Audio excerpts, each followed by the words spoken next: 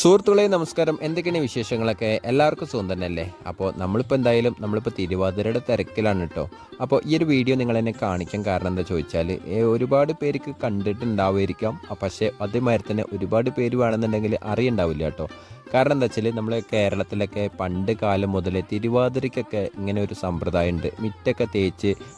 മിറ്റൊക്കെ മണ്ണ് കൊണ്ട് ഇഴുകിയിട്ട് സൈഡ് തിണ്ടൊക്കെ നല്ല വൃത്തിയാക്കിയിട്ട് പൊതിഞ്ഞിട്ട് അത് ഉണങ്ങിയതിന് ശേഷമാണ് ഇങ്ങനെ ചാണകം കൊണ്ട് നമ്മൾ പൊതിഞ്ഞ് നല്ല വൃത്തിയാക്കുക കേട്ടോ. അപ്പോൾ എന്തായാലും പണ്ടത്തെ ഈ ഒരു മലയാള സിനിമകളൊക്കെ ശ്രദ്ധിച്ചാൽ തന്നെ നിങ്ങൾക്ക് മനസ്സിലാവും. അപ്പോൾ ഈ ഒരു കാഴ്ച നിങ്ങളൊക്കെ ഒന്ന് കാണിക്കാം എന്നുള്ള രീതിയിൽ വന്നതാണ് കേട്ടോ.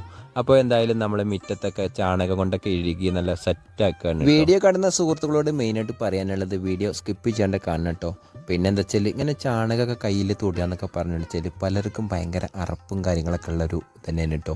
അപ്പോൾ എന്തായാലും നമ്മളിപ്പോൾ ഇതൊക്കെ കൈ കൊണ്ടാണ് അത് പോരാത്തത് പണ്ട് കാലങ്ങളിലൊക്കെ ഇതേമാതിരി തന്നെ ഓലപ്പരയും കാര്യങ്ങളൊക്കെ അല്ലേ ഉണ്ടായിരുന്നത്.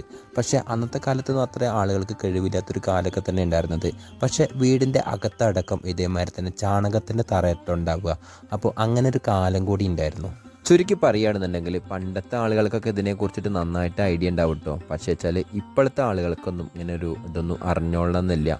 പിന്നെ എന്താ വെച്ചാൽ നമ്മളൊക്കെ ഈ ഒരു വില്ലേജ് ഗ്രാമം പാലക്കാട് ജില്ല ഭാഗങ്ങളിലൊക്കെയാണ് ഈ ഒരു കാഴ്ചയും കാര്യങ്ങളൊക്കെ കൂടുതലും ഉള്ളത് കേട്ടോ. തിരുവാതിരയ്ക്ക് മമ്പണി പിടിക്കുക, അപ്പോൾ തിരുവാതിര കുളിക്കാൻ പോവുക, അപ്പോൾ അങ്ങനെയുള്ളൊരു ആചാരം കാര്യങ്ങളൊക്കെ ഇനിയിപ്പോൾ നിങ്ങൾ ബാക്കിയുള്ള നാടുകളിലേക്ക് ഉണ്ടോയെന്ന് അറിയില്ല കേട്ടോ.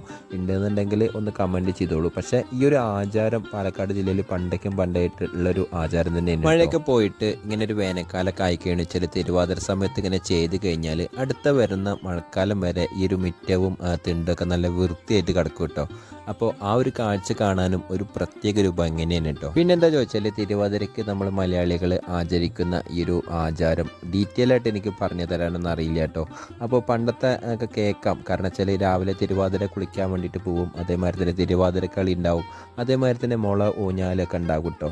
കയറുകൊണ്ട് ഊഞ്ഞാലിടും. അപ്പോൾ മുളനെ പൊളിച്ചിട്ടൊക്കെ ഊഞ്ഞാലിട്ട ഒരു കാലം എൻ്റെ ചെറുപ്പകാലത്തൊക്കെ ഞാനൊക്കെ ആടിയിട്ടുണ്ട് കേട്ടോ. അപ്പോൾ ആ ഒരു കാലമൊക്കെ ഓർക്കുമ്പോൾ ഭയങ്കരമായിട്ട് ഒരു പ്രത്യേക ഒരു വൈബ് തന്നെയാണ്. പിന്നെന്താ ചോദിച്ചാൽ കൂവപ്പായസം ഉണ്ടാക്കും കേട്ടോ നമ്മൾ. അപ്പോൾ കൂവേനൊക്കെ നന്നായിട്ട് ഇടിച്ചിട്ട് അതിൻ്റെ പാലിനൊക്കെ എടുത്ത് ഉണക്കി പൊടിച്ചിട്ട് അതിനെ വരവിയിട്ട് കൂവപ്പായസം ഉണ്ടാക്കും. പപ്പടം കാച്ചിയത്, പഴം ഉണ്ടാവും, ചെറുപഴം. അപ്പോൾ അങ്ങനെയുള്ള മുതിര ഉണ്ടാവും കേട്ടോ. മുതിരയും കൊണ്ട് ഉപ്പേരി ഉണ്ടാവും. അപ്പോൾ അങ്ങനെയുള്ള ഓർമ്മകളും കാര്യങ്ങളൊക്കെ ഇപ്പോഴും ഉണ്ട് കേട്ടോ.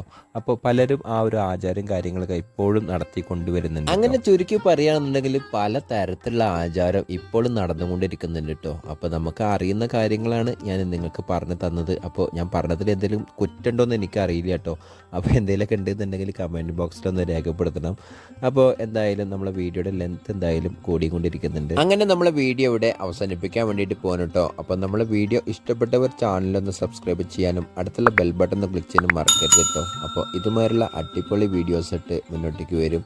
അപ്പോൾ അടുത്ത നല്ലൊരു വീഡിയോ കാണുമായിരിക്കും.